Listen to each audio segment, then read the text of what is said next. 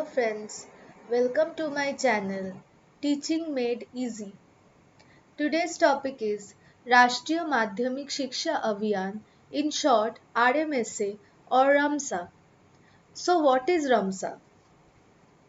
It is a centrally sponsored flagship scheme. So centrally sponsored flagship scheme क्या होता है? Flagship scheme होता है गवर्नमेंट का कोई स्कीम जो बहुत इंपॉर्टेंट होता है, जो कुछ मेजर चीज़ों को, नेशनल कंसर्न को एम्फोसिस करता है, जैसे education, environment, irrigation, urban rural development, health, ऐसी कुछ मेजर चीज़ों पर फोकस करके ये सारे स्कीम बनता है। और रमसा उन्हीं स्कीमों में से एक फ्लैगशिप स्कीम है जो सेंट्रली भी स्पॉन्सर्ड है। Launched in March 2009 by MHRD, Ministry of Human Resource Development. In that time, Ministry of Education was known as MHRD, and they launched this scheme in March 2009. The implementation of the scheme started from 2009 to 10. तो ये जो time period है यहाँ से ही start हो गया था ये वाला स्कीम इम्प्लीमेंट होना। अब हमें जानना है कि इनका ऑब्जेक्टिव क्या है, क्यों आया रमसा, क्या जरूरत थी रमसा उस टाइम पे। तो आप लोगों को पता ही है कि रमसा आने से पहले जो बेसिक एजुकेशन था, compulsory and free education for 6 to 14 years children, that was elementary education. So elementary education कितने क्लास के लिए था? क्लास 8 तक के बच्चों के लिए था। 6 to 14 years के बच्चे इसके अंडर आ रहे थे, तो इसको हम लोग बोल रहे थे सर्व शिक्षा अभियान। ये बन रहा था यूनिवर्सलाइजेशन ऑफ एलिमेंटरी एजुकेशन के लिए। तो अब जब एलिमेंटरी एजुकेशन हो गया, एलिमेंटरी एजुकेशन को यूनिवर्सलाइज कर लिया, तब क्या ज़रूरत था? तब ज़रूरत था कि हम लोग सेकेंडरी एजुकेशन को भी यूनिवर्सलाइज करें। तो सेकेंडरी एजुकेशन मतलब क्या है? 14 to 18 years के जो चिल्ड्रन है, जो लोग क्लास 9 to 12 क्लास में पढ़ते हैं, 9-10 मतलब सेकेंडरी क्लास के बच्चे और 11-12 मतलब हायर सेकेंडरी के बच्चे, इन लोगों को लेकर यूनिवर्सलाइजेशन ऑफ सेकेंडरी एजुकेशन की बहुत ज़रूरत था। क्यों ज़रूरत था? क्योंकि सेकेंडरी एजुकेशन क्या है? ये एक ब्रिज है। किसके बीच में? ये स्कूल एजुकेशन और हायर एजुकेशन को ब्रिज करता है ये सेकेंडरी एजुकेशन। तो इसको यूनिवर्सलाइज करना बहुत ज़्यादा ज़रूरी था सर्व शिक्षा अभियान होने के बाद। तो सेकेंड ऑब्जेक्टिव देखो क्या है? Access, enrolment, retention. एक्सेस मतलब क्या? सभी को ये शिक्षा मिलनी चाहिए। एक्सेस तो होना चाहिए ना, कि अगर मान लो कोई बच्चा कहीं पर है, उसके आजू बाजू कोई स्कूल ही अवेलेबल नहीं है, तो वो जा ही नहीं सकता सेकेंडरी एजुकेशन लेने के लिए, कोई रिमोट एरिया में जो वो रहते हैं। तो फिर क्या होगा? सबके लिए ये सेकेंडरी एजुकेशन फिजिकली या और भी सारे एस्पेक्ट से वो एक्सेसिबल हो। फिर बोल रहा है एनरोलमेंट। एनरोलमेंट मतलब क्या? कि सेकेंडरी एजुकेशन में उन लोगों को एनरोल करवाना पड़ेगा, एनरोलमेंट होना पड़ेगा। ठीक है, एनरोलमेंट के बाद क्या होगा? सिर्फ तो नाम दाखिल होने से कोई फायदा नहीं होगा, उसको तो रिटेंशन भी होना चाहिए, वरना स्कूल से अगर ड्रॉप आउट हो जाएंगे, सेकेंडरी एजुकेशन कंप्लीट नहीं करेंगे, तो ऐसे एनरोलमेंट का तो कोई फायदा नहीं रहेगा। तो फिर रिटेंशन की भी बहुत जरूरी है। तो सिर्फ ये RMSA एक्सेस, एनरोलमेंट और रिटेंशन के बारे में नहीं बोलता है, ये भी बोलता है कि सेकेंडरी एजुकेशन जो देना पड़ेगा वो एक क्वालिटी एजुकेशन होगा। क्वालिटी एजुकेशन मतलब क्या है? उस एजुकेशन का कोई मीनिंग होगा, उसमें एक क्वालिटी होगा। ऐसे ही कुछ एजुकेशन उसको नहीं दिया जाएगा, एक क्वालिटी सेकेंडरी एजुकेशन दिया जाएगा। तो कैसे दिया जाएगा? सबसे पहले तो वो एक्सेसिबल होना पड़ेगा फिजिकल फैसिलिटी में। तो कैसे होगा? Providing school in reasonable distance, 5 kilometer for secondary schools and 7 to 10 kilometer for higher secondary schools. तो एक बच्चा वो जिस लोकेलिटी में है उससे 5 किलोमीटर की रेडियस के अंदर सेकेंडरी स्कूल होना चाहिए, या अगर हायर सेकेंडरी स्कूल हो तो उस लोकेलिटी के 7 से 10 किलोमीटर अंदर हायर सेकेंडरी स्कूल होना चाहिए। बहुत दूर हो गया तो उनके लिए तो एक्सेसिबल नहीं होगा ना सेकेंडरी एजुकेशन या स्कूल। तो फिर क्या है? Enrolment rate of 75% from 52.26% in 2005 to 6। तो फिर क्या है? एनरोलमेंट रेट जो पहले था 52.26%, उसको बढ़ा के 75 5% करना पड़ेगा। इतना कम एनरोलमेंट रेट से नहीं होगा, मिनिमम 3/4 तो करना ही पड़ेगा एनरोलमेंट रेट इंक्रीज करके। Ensure universal access of secondary education by 2017। तो फिर ये जो यूनिवर्सल एक्सेस है कि सभी को शिक्षा एक्सेसिबल होना चाहिए, सेकेंडरी शिक्षा, तो ये कितने साल के अंदर करना पड़ेगा? 2017 के अंदर करना पड़ेगा। और रिटेंशन, उनको पकड़ के रखना पड़ेगा स्कूल में ताकि ड्रॉप आउट्स ना हो जाए या वो लोग स्कूल ना छोड़ दे, ये करना पड़ेगा up to 2020, universal retention by 2020। अब देखिए ये जो इतना बड़ा एक सेंट्रली स्पॉन्सर्ड स्कीम है, इसको फुलफिल कराने के लिए कुछ फंड की तो ज़रूरत होगी ही। ऐसे तो इतने सारे फिजिकल फैसिलिटी या एक्सेसिबिलिटी हम दे नहीं सकते, इसके लिए कुछ फंड की ज़रूरत है।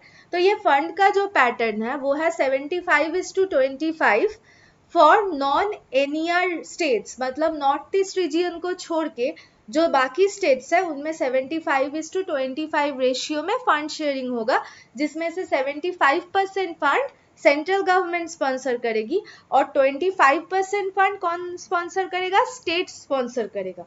और अगर वो नॉर्थ ईस्ट स्टेट होगा उसमें 90:10 की शेयरिंग होगा, मतलब क्या? सेंट्रल गवर्नमेंट 90% स्पॉन्सर करेगा और स्टेट गवर्नमेंट 10% स्पॉन्सर करेगी, इंक्लूडिंग सिक्किम। अब देखिए, तो इसको जो एडुकेशन है, एडुकेशन, सेकेंडरी एडुकेशन को जो यूनिवर्सलाइज करने के लिए हमें कुछ इंटरवेंशंस लेना पड़ेगा, ऐसे ही तो फुलफिल नहीं हो जाएगा सारा ऑब्जेक्टिव्स। तो इसके लिए 3 बिग डायमेंशन पकड़ा गया है जिसके अंडर कुछ काम करना पड़ेगा ताकि क्वालिटी सेकेंडरी एडुकेशन मिले, सेकेंडरी एडुकेशन यूनिवर्सलाइज हो, उसमें रिटेंशन हो। तो पहला है फिजिकल फैसिलिटी। तो फिजिकल फैसिलिटी मतलब इंफ्रास्ट्रक्चर से ही होना पड़ेगा स्कूल में, ठीक है। और क्या है? क्वालिटी इंटरवेंशन, क्वालिटी को मेंटेन करने के लिए कुछ एक इंटरवेंशन लेना पड़ेगा। और इक्विटी इंटरवेंशन, इक्विटी मेंटेन हो इसके लिए भी कुछ इंटरवेंशन लेना पड़ेगा, क्योंकि ये रमसा आया ही था जो जेंडर, सोशियो इकोनॉमिक डिस्पैरिटी है, इन सब डिस्पैरिटी को हटाने के लिए आया था। एक इंक्लूसिव पर्सपेक्टिव था रमसा का।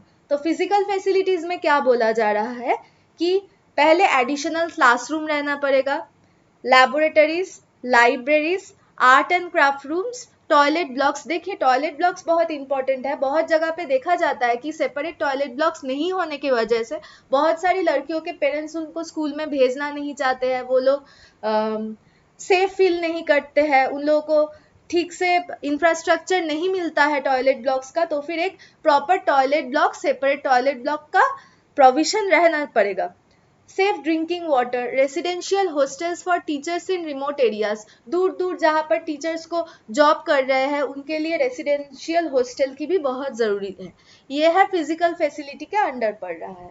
अब सेकेंड डायमेंशन है क्वालिटी इंटरवेंशन। क्या क्या क्वालिटी इंटरवेंशन लेना पड़ेगा? Appointment of additional teachers to reduce PTR to 30:1। तो पीपल टीचर की रेशियो क्या होना पड़ेगा? 30:1, इससे ज्यादा नहीं चलेगा, 30:1 ही होगा। हर 30 बच्चे के लिए एक टीचर रहना पड़ेगा सेकेंडरी स्कूल में। Focus on science, maths and English, science, math और इंग्लिश को ज़्यादा स्ट्रॉन्ग करना पड़ेगा, क्योंकि देखा गया है कि सेकेंडरी एडुकेशन में बच्चों का जो साइंस और मैथ्स है बहुत ही वीक है, लैंग्वेज भी थोड़ा बहुत वीक है, इसलिए इन सब सब्जेक्ट्स पे फोकस किया जाएगा। In service training of teachers, teachers की स्किल्स को और भी डेवलप करने के लिए, प्रोफेशनल, कंटिन्यूअस प्रोफेशनल डेवलपमेंट के लिए इन सर्विस ट्रेनिंग होना भी बहुत ज़रूरी है। करिकुलम रिफॉर्म्स, तो NCF 2005 के अकॉर्डिंग करिकुलम में रिफॉर्म लाना पड़ेगा। टीचर ट्रेनिंग रिफॉर्म, NCFT 2009 के अकॉर्डिंग टीचर ट्रेनिंग में भी रिफॉर्म लाना पड़ेगा। ICT एनेबल एडुकेशन, ICT मतलब इंफॉर्मेशन एंड कम्युनिकेशन टेक्नोलॉजी, तो ICT का इस्तेमाल भी करना पड़ेगा एडुकेशन में, ऐसे ही सिर्फ चॉक एंड टॉक मेथड से नहीं होगा, अभी ICT का इस्तेमाल भी करना पड़ेगा to provide quality education. Next है इक्विटी इंटरवेंशन, इक्विटी भी देना पड़ेगा एडुकेशन में। तो इसके लिए क्या है? सेपरेट टॉयलेट ब्लॉक्स, जो हमने पहले ही बोला था। Special focus on micro planning, micro planning तो करना ही पड़ेगा, अगर हम लोग माइक्रो प्लानिंग करेंगे तभी तो कोई बड़ा सा विजन या मिशन हमारा फुलफिल होगा। आश्रम स्कूल्स फॉर अपग्रेडेशन, आश्रम स्कूल्स को अपग्रेड करना पड़ेगा। Special enrolment drive for weaker section, weaker sections के लिए स्पेशल एनरोलमेंट ड्राइव कराना पड़ेगा ताकि वो लोग और भी ज़्यादा सेकेंडरी एजुकेशन में एनरोलमेंट हो उनका। SC/ST minority concentrated areas, SC/ST minority concentrated area पे और ज़्यादा फोकस करना पड़ेगा। अब क्या हुआ, 2009 में ये सब था, 2013 में इसको एक अम्ब्रेला स्कीम बना दिया गया, मतलब इसके अंडर बहुत सारे स्कीम्स को लाया गया। इसको सेंट्रल गवर्नमेंट ने ऑपरेट किया बहुत सारे गोल्स को फुलफिल करने के लिए, इसलिए एक अम्ब्रेला स्कीम बन गया। तो क्या क्या था वो काम?